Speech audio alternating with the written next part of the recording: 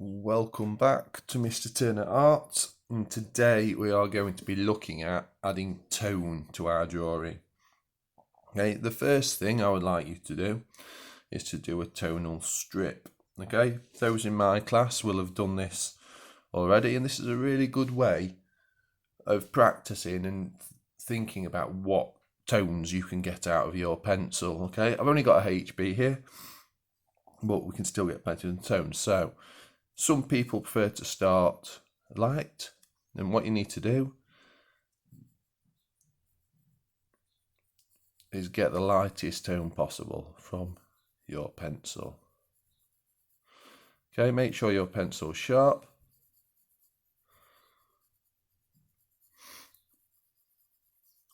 And then as you go, slowly add a little bit of pressure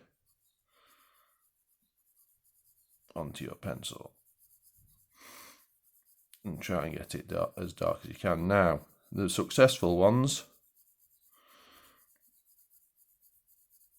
are the longest.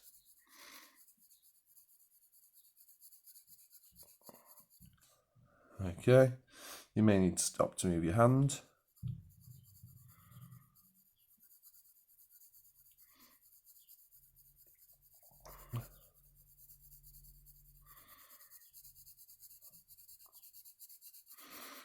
Until you are pressing on as dark as the pencil will go. If you have got a 2B pencil at home, you could even add some more tones on here. Some people prefer to go from dark to light. Okay, you'll find your way of doing it. Both are just as good, and that helps you get warmed up and start thinking about tone. Okay, so now we're going to move back onto the drawing that we were observing the other day. Okay, now looking back at the image, you can see I've just got the areas. I've not put any tone on it yet, but I've worked out where my different areas will be. Now we're thinking specifically about tone, you can do this a little bit more. For example, if we come to this part of my drawing here, you can see already that I've kind of got this half moon crescent sort of shape put in. Okay, I can see there's some other tones here that I will add later, but for this main shape I've put it in. Other areas I might put in, or like trying to find where this darkest tone hugs this left hand side and all the left hand sides of these things. Okay, as you can see on this one, it's under there, so straight away I might come look at this area, try and again you can still estimate using the halves, the thirds, the quarters and the proportions like we were in the last video I made. We can start to estimate where that tone will be. Again, put it in as a line. And what this helps you do is put the areas of tone, rather than just starting to shade and then realising that you've gone too far. I know that it'll probably come somewhere up there. I can also add one onto this bit. So I've got my area marked here that I know will be this brightest yellow. And I can estimate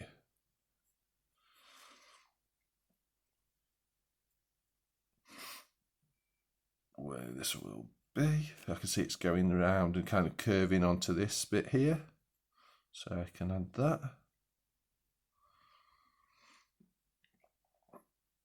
Okay, all these lines will be taken care of when I actually add some tone.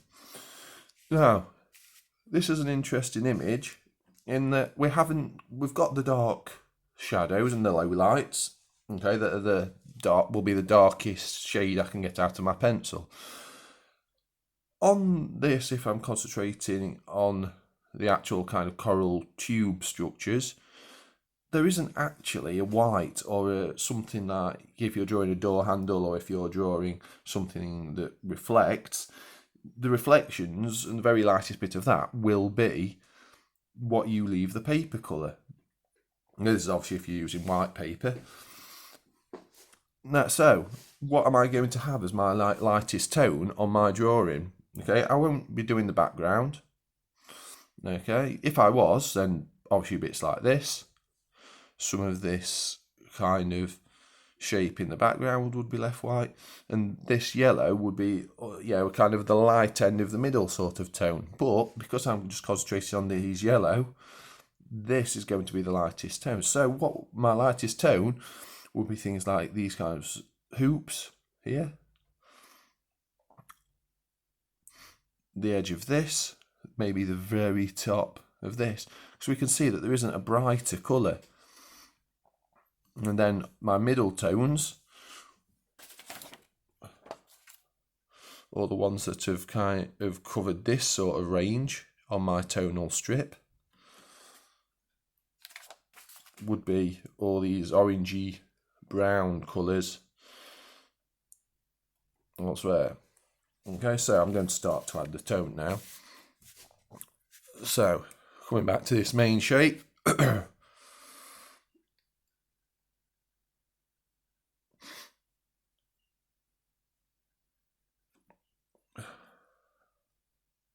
can see I've got a diagonal sort of line wrapping round here. How far from the top? 1, 2, 3, 4, 5, 6 and a little bit. So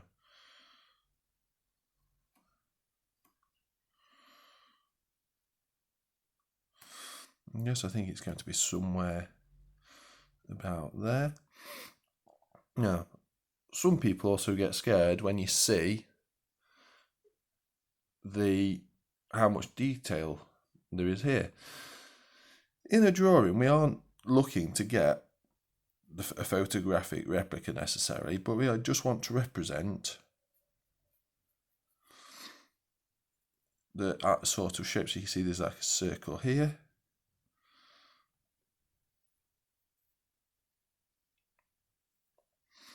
And doing these few stages will really help your tone work. Before then, coming back into it. Think about the direction that you go. With it being circular, I might want to start shading this way.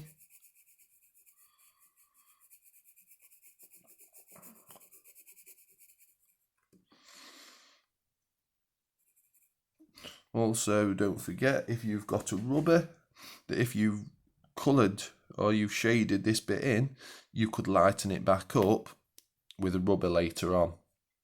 And then just work through your drawing methodically, looking for the darkest bits, what are your middle tones and what are your highlights. And then towards the end, check. Are all the lightest bits, have they been left the paper colour?